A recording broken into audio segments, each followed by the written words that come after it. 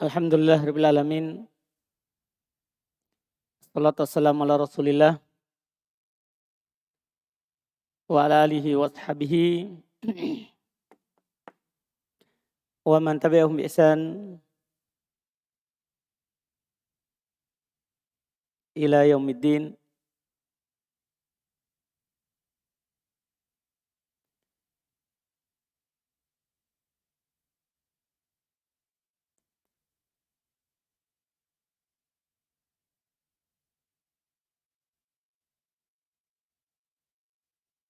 Alhamdulillah, kita hari ini pertemuan kedua membaca kitab Al-Aqidatus Safariniyah karya Al-Imam Muhammad bin Ahmad bin Salim bin Sulaiman As-Safarini.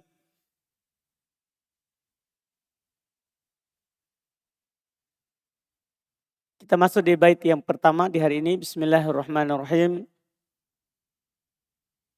Alhamdulillahil qadimil baqi musabbibil asbabi wal arzaqi.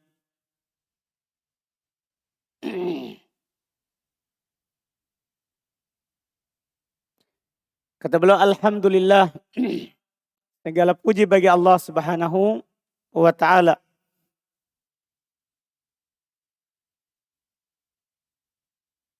Beliau memulai tulisan ini dengan memuji Allah Subhanahu wa ta'ala.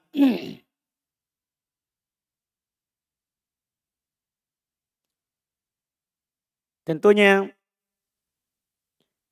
belum mencontoh Al-Quran karena surat Al-Fatihah diawali dengan hamdalah. Alhamdulillahirabbil alamin. Adapun makna alhamdu, dia adalah memuji Allah Subhanahu wa ta'ala yang disertai dengan rasa cinta dan pengagungan kepadanya. Itu makna alhamdu. Memuji Allah Subhanahu wa ta'ala, sana'u 'ala Allah ma'al mahabbati wa ta'zim. Pujian terhadap Allah Subhanahu wa ta'ala bersamaan dengan adanya rasa cinta dan pengagungan. Oleh karena itu dikatakan oleh para ulama rahimahumullah, kata alhamdu ini tidak boleh untuk selain Allah. Tidak boleh kita memuji orang dengan rasa cinta dan pengagungan. Tidak boleh kita ucapkan hamdan lak, misalnya bagi orang. Pujian untukmu. Boleh syukron lak. Sama maknanya. Syukron dan sama hamdan. Cuman hamdan ini adalah pujian yang lebih. Dengan rasa cinta dan pengagungan. Ini hanya untuk Allah Subhanahu wa ta'ala, tidak boleh untuk selain Allah Subhanahu wa ta'ala. Lillah asalnya lil ilah. Lil ilah. Karena kata Allah itu asalnya al-ilah. Cuman dihilangkan hamzanya yang i itu supaya diringankan. Akhirnya Allah. Karena sudah hilang hamzanya. Kemudian masuk lillah. Itu maknanya. Adapun makna Allah karena kata asalnya al-ilah, maknanya al-ma'luf. Karena masdar bermakna maf'ul. Masdar bermakna apa? Maf'ul. Itu ilah, masdar dari aliha. Masdarnya ilah, maknanya ma'luf. Maf'ul, yang disembah. Ma'bud. Ini makna ilah. Jadi kalau kita bilang lillah, lil ma'bud. Segala pujian hanya untuk yang disembah. Yang disembah dengan hak. Itu Allah Subhanahu wa ta'ala. Li di situ lil istihqaq. Li di situ bermakna hak. Jadi alhamdulillah. Pujian yang ada rasa cinta dan pengagungan itu hanya hak Allah. Apa maknanya? Jadi li bermakna al-istihqaq. Hak. Itu harus pahami makna perkata supaya dipahami makna per kalimatnya. Supaya lebih tajam pemahaman antum terhadap ucapan alhamdulillah. Kemudian al pada kata alhamdu itu kan hamdun, pujian yang ada rasa cinta dan pengagungan. Al pada kata alhamdu itu lil istighraq. Bermakna kul. Bermakna kul. Seluruh. Makanya kalau dibilang alhamdu, seluruh pujian, tambahkan makna hamdu tadi, yang ada cinta dan pengagungannya. Seluruh pujian yang disertai oleh rasa cinta dan pengagungan, lillah, hanya hak Allah. Nah, itu jadi maknanya. Hanya hak Allah Subhanahu wa ta'ala. Kemudian beliau berkata al-qadimil baki.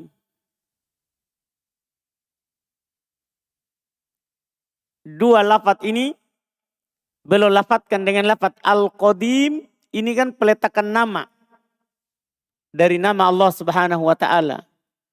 Kemudian al-baki juga ini peletakan nama. Dua inilah beliau dikritik. Ini yang pertama sekali beliau dikritik. Karena melafazkan lafaz al-qadim sama dengan as-sami al-alim wazannya. Al-baki sama dengan al-alim as-sami wazannya. Ini kan nama. Sementara nama al-qadim dan al-baki tidak ada dalam Al-Quran. Dari nama Allah. Tidak ada pula dalam hadis. Tidak ada pula dalam hadis. Nama dan sifat Allah Subhanahu wa ta'ala kaidahnya adalah tauqifiyah. Nama dan sifat Allah Subhanahu wa ta'ala kaidahnya adalah tauqifiyah. Tahu tauqifiyah? Tauqifiyah artinya kalau ada dalil yang mengatakan bahwa Allah bernama dengan nama itu, kita katakan ini adalah nama Allah. Kalau tidak ada dalil, maka tidak boleh. Kalau tidak ada dalil, maka tidak boleh kita katakan ini adalah nama Allah. Tidak boleh. Nama Allah adalah tauqifiyah. Tidak boleh sembarang kita kasih. Nah, di sini beliau dikritik. Ketika beliau lafadzkan Al-Qadim dan Al-Baqi sebagai nama Allah Subhanahu wa ta'ala.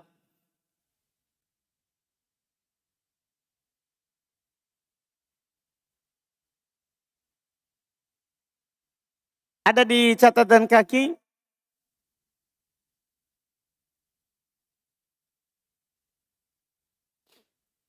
Di buku yang antum pegang.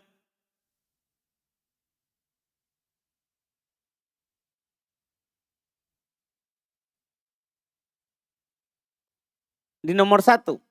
Al-Qadim laisa minal asma'il husna. Al-Qadim bukan dari Asma'ul Husna. Bukan dari nama Allah Subhanahu wa ta'ala. Paham ya? Bukan dari nama Allah Subhanahu wa ta'ala. Ini yang beliau langsung katakan. Fa innal qidama ma'na tibari. Ya la yadullu alal awwaliyah.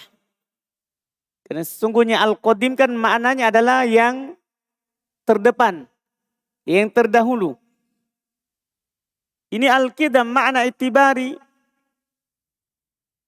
La yadullu alal awwaliyah. Tidak menunjukkan dia yang pertama. Tapi cuma bilang yang terdepan, yang terdahulu. Tidak menunjukkan Allah yang maha pertama. Fa inna ma'anahu al-mutaqaddim ala ghairihi. Karena maknanya adalah dia yang terdepan atas selainnya. Itu makna al-qadim, yang terdepan atas selainnya. Iya. Wa in kana hadithan wa mutaakhiran bin nisbati ila syai'in akhar. Walaupun dia itu adalah baru dan diakhirkan kalau dilihat dari sesuatu yang lain. Sesuatu yang lain. Jadi ini tidak cocok. Demikian pula al-baqi. Antum bisa lihat kata al-baqi yang belum nukil dari di catatan setelahnya. Yang belum nukil dari perkataan Asy-Syaikh Ibnu Utsaimin rahimahullahu taala, digandengkan nanti juga dengan ya maujud setelahnya. Maujud setelahnya. Yang jelas kata al-baqi ini juga ya bukan dari nama Allah Subhanahu wa taala. Jadi beliau di sini kasih catatan dari perkataan Syekh Ibnu Utsaimin, di sini ada perkataannya. Di syarah Ibnu Utsaimin secara meluas tentang Al-Qadim dan Al-Baqi. Ana bacakan sebagai faedah untuk Al-Qadim. Kata Syekh Ibnu Utsaimin, wa qauluhu, perkataannya ya As-Safarini, Al-Qadim yakni as-sabiq li ghairihi, yang mendahului selainnya. Fahuwa bima'na al-awwal, dia sebenarnya semakna dengan al-awwal, yang maha pertama. Qala Allah Ta'ala, Allah berfirman, huwal awwal wal akhir wal dhahir wal batin wa huwa bikulli syai'in alim. Dialah Allah yang maha pertama. Kata Nabi, laisa qablahu syai'. Tidak ada sebelumnya sesuatu apapun. Itu makna al-awwal. Kalau al-awwal ada nama Allah. Al-awwal, bukan al-qadim. Wal akhir, dia Allah yang maha terakhir. Tidak ada setelahnya lagi sesuatu apapun. Wal dhahir, dia maha tinggi. Tidak ada lagi di atasnya sesuatu apapun. Wal batin, dia yang maha batin, tidak ada lagi setelahnya sesuatu apapun. Wa huwa bikulli syai'in alim, dia Allah yang maha mengetahui segala sesuatu. Kemudian beliau bilang, walakin hadal ism bihadal lafad, akan tapi nama ini, nama Al-Qadim dengan lafad itu, lafad Al-Qadim, lam yarid la fil kitab wala fis sunnah. Tidak datang. Tidak dalam kitab, tidak dalam sunnah. Jadi ini catatan buku yang kita pegang ini, catatan kakinya itu penuh dengan penukilan dari Syekh Ibnu Utsaimin, Syekh Ibnu Qayyim. Syekh Ibnu Utsaimin boleh ambil di mana? Di sini. Yang disyarah Syekh Ibnu Utsaimin. Cuma di sini kan ringkas. Karena di sini adalah catatan ta'liq, catatan kaki untuk matannya. Jadi Syekh Ibnu Utsaimin beliau jelaskan, ini lafaz Al-Qadim tidak datang dalam Al-Quran, tidak pula datang dalam sunnah. Sebagai nama Allah Subhanahu wa ta'ala. Wa idza lam, kemudian, kenapa kalau tidak datang dalam Quran, dalam sunnah? Beliau katakan, wa idza lam yarid la fil kitabi wala fis sunnah falaisa lana an nusammiyallahu bih. Kalau tidak datang ini nama, lafaz dalam kitab, tidak pula dalam sunnah, tidak boleh bagi kita untuk menamakan Allah dengannya. Tidak boleh sembarang. Sebagian orang berani menamakan Allah dengan nama-nama yang sesuai dengan akal mereka. Seperti yang kemarin yang saya bilang, orang-orang Asy'ari, dia hanya menetapkan untuk Allah beberapa nama cocok dengan akal mereka. Ada namanya nama wajib, sifat wajib. Paham kan? Menurut mereka. Dia nafikan yang lain, dia tetapkan yang lain sesuainya. Beliau katakan, falaisa lana an nusammiyallah bih. Tidak boleh bagi kita untuk menamakan Allah dengannya. Tidak boleh bagi kita untuk menamakan Allah dengannya, itu dengan nama yang Allah Subhanahu wa taala tidak sebutkan di dalam Al-Qur'an.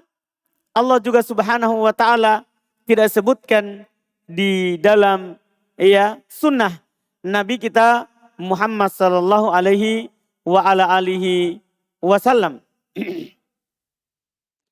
Kemudian beliau melanjutkan wa idza li'annana idza sammainallaha bima lam yusammi bihi nafsah. Karena kalau kita menamakan Allah dengan apa yang Allah tidak namakan dirinya dengannya, faqad qafaina ma laisa lana bihi ilm, maka kita telah mengikuti apa yang kita tidak punya ilmu tentangnya. Kan Allah itu kan kita tahu kalau Allah kabarkan kepada kita tentang dirinya. Kapan kita berucap menamakan Allah dengan apa yang tidak Allah namakan dirinya, maka kita telah mengikuti apa yang kita tidak punya ilmu tentangnya. Wa qulna 'alallahi ma la na'lam. Maka kita telah berucap atas nama Allah terhadap apa yang kita tidak tahu. Ini untuk semuanya nanti ya. Untuk dalam bab asma wa sifat belum katakan ini. Kita telah berucap atas nama Allah terhadap apa yang kita tidak mengetahuinya. Wallahu ta'ala qad harrama dzalik. Allah telah mengharamkan hal tersebut. Haram berucap atas nama Allah tanpa ilmu. Dalilnya beliau sebutkan. Kul, katakan wahai Muhammad. Di surat Al-A'raf ayat 33. Kul innama harrama rabbiyal fawahish ma dhahara minha wa ma batan wal itsma wal bagya bighairil haqqi wa an tusyriku billahi ma lam yunazzil bihi sultana wa an takunu 'alallahi ma la ta'lamun. Dia paling tinggi. Allah memulai dengan dosa yang paling rendah, kemudian dosa yang paling tinggi. Kata Allah, katakan wahai Muhammad, tiada lain Rabbmu hanya mengharamkan al-fawahish. Perkara-perkara yang fahisyah. Dari dosa-dosa. Zina, mencuri, merampok. Ma dhahara minha wa ma nampak. Wa ma baton. Apa yang nampak darinya dan apa yang tersembunyi. Wal ithm dan dosa. Wal bagi, melampaui batas. Bighairil haq, tanpa hak. Wa antusyriku billahi ma lam yunazzil bihi sultana. Dan kamu berbuat syirik mendoakan Allah pada apa yang Allah tidak turunkan ilmu padanya. Syirik. Setelah itu wa antakulu 'alallahi ma la ta'lamun. Setelah syirik itu dan kalian berucap atas nama Allah pada apa yang kalian tidak ketahui. Jadi ini dosa yang paling tinggi. Lebih tinggi daripada syirik. Mengatakan ini Allah katakan, ini Rasul katakan, padahal itu tidak benar. Itu dosa yang paling besar. Lebih besar daripada syirik. Lebih besar daripada syirik. Wa qala ta'ala, dan Allah Subhanahu wa taala berfirman, kata beliau, wala taqfu ma laisa laka bihi ilm. Jangan kamu mengikuti apa yang kamu tidak punya ilmu darinya. Dan sampai ada di antara kita yang bilang, Asy'ari bilang begini. Kamu punya ilmu tentangnya. Ada Qur'annya, ada sunnahnya. Iya kan? Jangan kamu ikuti pada apa yang kamu tidak punya ilmu. Inna sam'a wal basara wal fu'ada kullu ulaika kana anhu mas'ula. Sesungguhnya pendengaran, penglihatan, hati, semua itu akan ditanya. Semua itu akan ditanya. Ini kata Syekh Ibnu Utsaimin terkait dengan Al-Qadim. Kalau Al-Baqi, di Al-Baqi juga beliau berkata, Al-Baqi maksudnya yakni alladhi yabqa ba'da kulli syai'. Yaitu yang tetap setelah segala sesuatu. Dan beliau katakan faka'annal muallif rahimahullah ata bil qadim bi izail awal. Mungkin penulis mendatangkan kata al-qadim semakna dengan al-awwal wa atal bil baqi bi izail akhir, dan mendatangkan nama al-baqi yang semakna dengan al-akhir. Walakin hadza fihi nazar, akan tapi ini butuh dilihat kembali. Falam yarid min asma'illahi azza wa jalla annahul baqi. Tidak datang dari nama Allah Subhanahu wa taala bahwasanya dia Allah al-Baqi. Tidak datang dalam Al-Qur'an. Wa inna ma jaa, lain hana datang wa yabqa wajhu rabbika dzul jalali wal ikram. Pakai kata yabqa, sifat bukan nama. Sifat bukan nama. Dan belum kasih antum koedah. Sebenarnya koedah ini ada dalam Al-Qawaidul Mutlaq. Karena belum ada tulisan koedah dalam asma wa sifat. Belum kasih antum koedah. Wasifah la yustaku min hasmun. Sifat tidak diambil darinya nama. Kalau ada sifat Allah, tidak diambil darinya nama. Misalnya, waja'a rabbuk. Allah datang. Berarti Allah punya sifat datang. Tidak boleh kita bilang, kalau begitu Allah punya nama datang. Tidak boleh. Sifat tidak diambil darinya nama. Dan belum bilang, wa qad dzakarna fi kitabina al-qawaidul mutlaq. Kami telah menyebutkan kaidah ini dalam kitab kami al-qawaidul mutlaq. Kaidah dalam nama dan sifat Allah Subhanahu wa ta'ala. Iya. Anna kullasmin mutadamminun li sifah walaysa kullu sifatin yustaku min hasmun. Bahwasanya setiap nama terkandung di dalamnya sifat. Kalau ada nama berarti ada sifatnya. Tapi tidak setiap sifat diambil darinya nama. Setiap nama ada sifat. Tapi tidak setiap sifat diambil darinya apa? Nama. Itu kaidahnya. Sehingga seperti tadi yang kita katakan. Kalau tidak ada dalam Al-Quran. Karena masalah Allah itu masalah gaib. Tidak boleh kita berucap tanpa Allah kabarkan. Kalau tidak ada dalam Al-Quran. Tidak ada dalam hadits Nabi SAW. Maka tidak boleh kita menamakan Allah Subhanahu wa ta'ala dengannya. Makanya Asy-Syaikh Ibnu Utsaimin berkata, "Fas-shawab ayuj'al badal hadainil ismaini al-awwal wal akhir kama sabata dzalika fil Qur'ani was sunnah." Yang benarnya dijadikan sebagai pengganti dari dua nama ini al-awwal dan al-akhir. Karena ini datang dalam Al-Quran dan sunnah. Seandainya belum pakai lafaz itu lebih baik. Alhamdulillahil qadimi al-baqi. Seandainya belum ganti alhamdulillahil awwalil wal al-awwalil akhiri. Paham kan? Seandainya belum ganti dengan itu lebih bagus. Walaupun semakna. Tapi kan lafadznya perlu ada Quran, ada sunnah. Karena tentang Allah sekali lagi itu perkara gaib. Kita tidak tahu, tidak boleh berbicara kalau Allah tidak katakan. Kalau Allah Subhanahu wa ta'ala tidak katakan. Ini yang belum dikritik yang pertama. Belum sekarang ini kan akidah ahli sunnah wal jamaah. Kan judul kitab adalah belum mau menjelaskan Ad-Durratul Madi Al-Mudiyah fi Aqdi Ahlil Firqatil Mardiyah. Belum mau menjelaskan akidahnya ahli sunnah wal jamaah. Akidahnya firqah yang diridhoi. Paham kan? Berarti harusnya lafaz yang dipakai dalam Al-Quran dan sunnah. Karena akidahnya salaf adalah Al-Quran dan sunnah. Terikat dengan lafaz Quran dan sunnah. Terikat dengan lafaz Quran dan sunnah. Kemudian kata beliau musabbibil asbabi wal arzaq. Ini dicetakan ini ya. Musabbibil asbab wal arzaq. Dicetakan lain adalah muqaddir, bukan musabbib. Muqaddirul ajal wal arzaq. Dan antum sudah dikasih catatan kaki di situ. Fi nuskhati yang paling bawah, yang kecil. Yang paling catatan paling bawah. Fi nuskha dalam cetakan muqaddirul ajal. Paham kan? Seperti di sini. Kalau di Asy-Syaikh Ibnu Utsaimin beliau bilang muqaddirul ajal wal arzaq.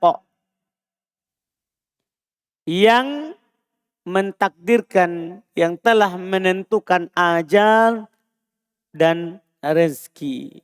Kalau dicetakan antum sini, tapi tidak salah juga penulis karena beliau telah memeriksa ini cetakan dengan banyak sumber. Makanya beliau katakan ada di cetakan lain seperti ini lafadznya. Kalau di cetakan penulis yang kita pegang ini berarti kita katakan musabbibil asbab, yang menyebabkan seluruh sebab, wal arzak, dan rezeki. Dijelaskan dalam cetakan lagi di Syekh Ibnu Utsaimin, muqaddirul ajal. Dialah Allah yang menakdirkan seluruh ajal, wal arzak, dan rezeki. Dan rezeki.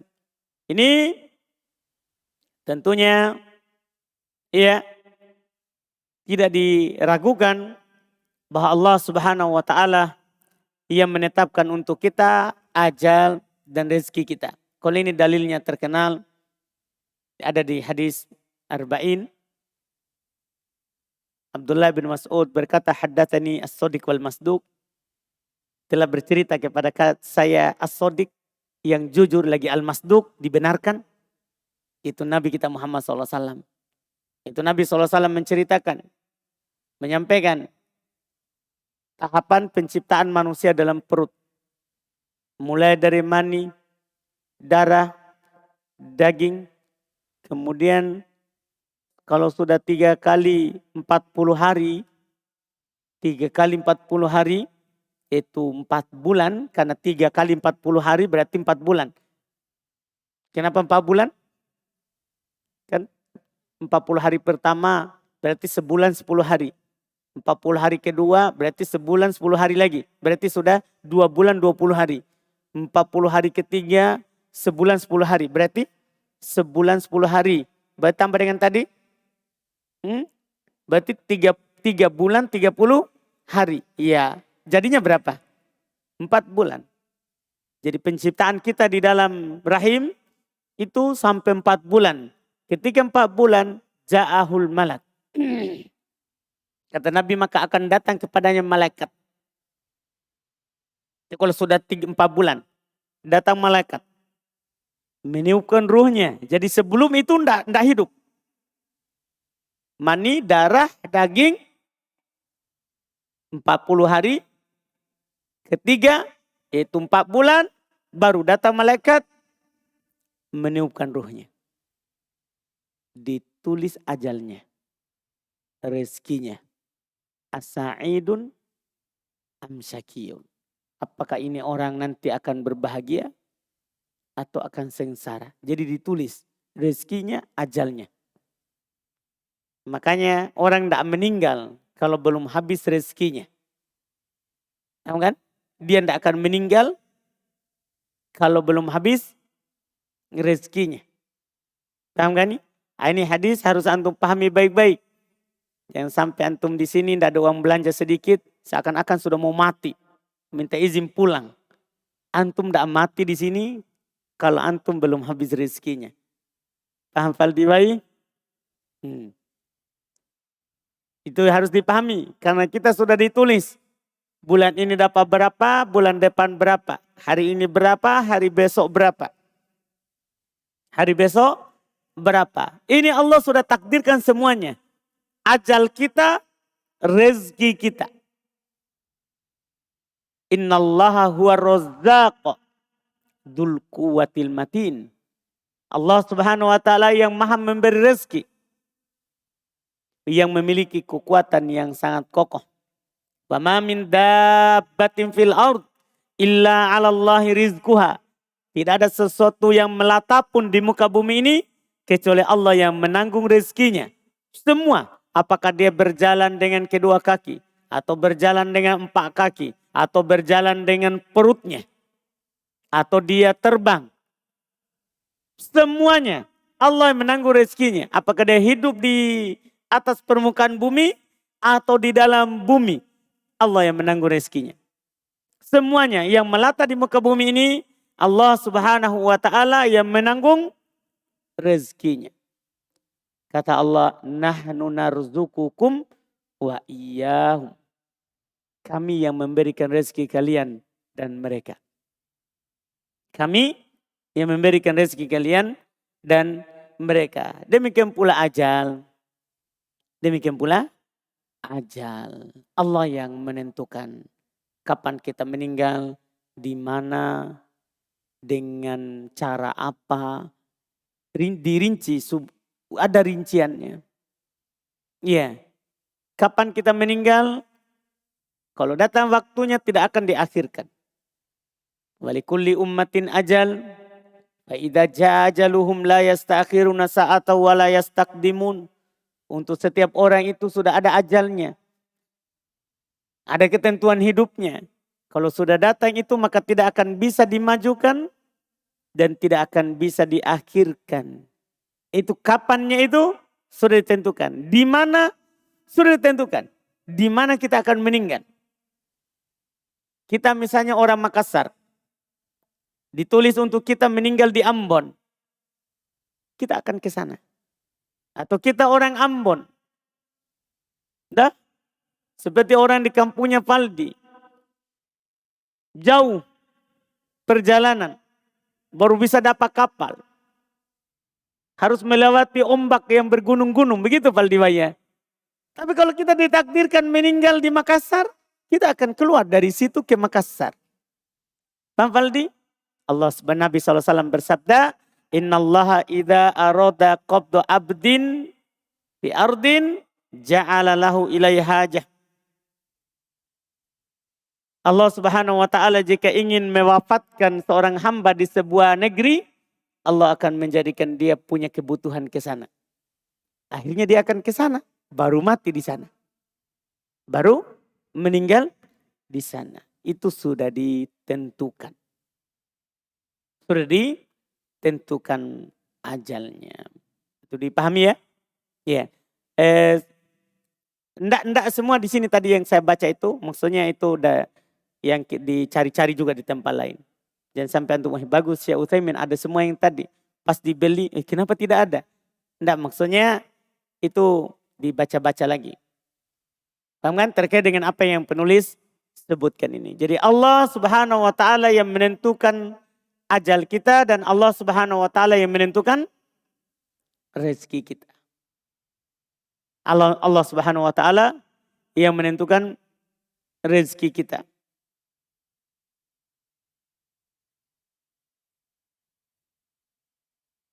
Di sini untuk menutup pembahasan kita hari ini ada pertanyaan yang dilemparkan oleh Syekh Ibnu Utsaimin terkait dengan ajal dan rezeki. Fa idza qala qail. Kalau ada seorang bertanya kepada antum, idza kana Allahu muqaddirul ajal wal arzaq. Jika Allah Subhanahu wa taala telah menentukan ajal dan rezeki, fahal yasugu lana alla naf'al ma yakunu bihi rizq? Apakah boleh bagi kita untuk tidak bekerja yang mendatangkan rezeki? Kan sudah ditentukan. Kita duduk aja. Paham maksudnya? Kan kita duduk saja. Menunggu rezeki. Jadi makan di lantai bawah. Antum gak usah ke lantai bawah. Kalau itu nasi dengan lauk sate alias apa sate? Sayur tempe. Alhamdulillah. Kalau itu nasi akan menjadi rezekiku, akan datang kepada saya, kan pasti rezekiku.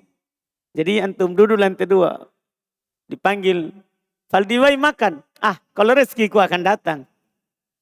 Duduk di lantai 2. Apakah boleh begitu? Itu pertanyaan Syekh. Boleh nggak kita tidak bekerja saja? Nggak usah kita cari. Kan rezeki sudah ditentukan. Apa kata Syekh Ibnu Utsaimin? Jawabannya annahu la yasuk. Tidak boleh. Kenapa bisa? Li'anna Allah Ta'ala idza qaddara syai'an fa innahu yuqaddiruhu bi asbabihi. Subhanallah. Ini jawabannya. Tidak boleh. Karena Allah kalau mentakdirkan sesuatu, Allah juga mentakdirkan sebabnya. Jadi Allah sudah katakan kamu akan dapat rezeki. Tahun ini yang kamu akan makan. Tapi Allah takdirkan juga sebabnya. Misal, tahun 1444 Hijriah, kamu akan makan 3 kali sehari di daerah yang bernama Batua Raya di Masjid JF. Sudah tentukan itu sebelum diciptakan langit dan bumi. Maka Allah takdirkan sebab antum di tahun itu akan ada rumah bahasa Arab yang mengumumkan penerimaan santri dan yang akan daftar sekian tapi yang diterima hanya sekian. Itu sudah ditulis sebabnya. Dan sudah ditakdirkan bahwa antum akan daftar. Paham maksudnya? Jadi kalau Allah menakdirkan sesuatu, Allah takdirkan sebabnya. Artinya kita harus melakukan itu sebab. Baru kita akan dapat itu rezeki. Paham maksudnya? Jadi Allah Subhanahu wa taala kalau menakdirkan sesuatu maka Allah takdirkan sebabnya. Kata beliau fa idza qaddara rizqa li syakhsin fa innahu yuqaddiruhu li asbabin yakumu biha syakhs. Sesungguhnya Allah kalau mentakdirkan rezeki untuk seseorang, maka Allah akan mentakdirkan sebab yang orang itu akan lakukan itu sebab. Orang akan lakukan itu sebab. Wa qad yakunu li asbabin la yakumu wa qad yakunu li asbabin la yakumu biha syakhs. Tapi kadang juga ada sebab yang seorang itu tidak lakukan. Kadang juga, kadang. Dia tidak lakukan tapi ada datang rezekinya. Dia tidak lakukan. Antum bisa paham ini? Misalnya gini. Ada orang ditakdirkan untuk menikah. Contoh ini, ke anak muda tuh. Supaya tambah semangat sedikit. Ada orang ditakdirkan menikah. Orang ini, kan kalau mau menikah harus dia cari sebabnya. Harus dia cari uang untuk panai, cari mahar. Terus harus dia cari perempuannya. Ini saya mau menikah orang apa. Dia cari ke pengurusnya. Paham ini dia tanya-tanya. Tapi kadang ada yang tidak dia cari. Dia lagi duduk di masjid. Langsung datang seorang tua yang punya anak gadis. Mau menikah dengan anakku. Kadang seperti itu juga. Paham maksudnya? Kadang ada yang seperti itu. Tidak ada apa? Sebabnya. Jelas? Jelas ini? Tapi Allah takdirkan segala sesuatu ada sebabnya. Apakah sebabnya nyata atau sebabnya tidak? Kita sadari. Jelas ini? Paham kan? Ini alhamdulillah. Ini bait yang pertama. Insyaallah kita lanjutkan lagi nanti di bait berikutnya. Bait kedua. Alhamdulillah.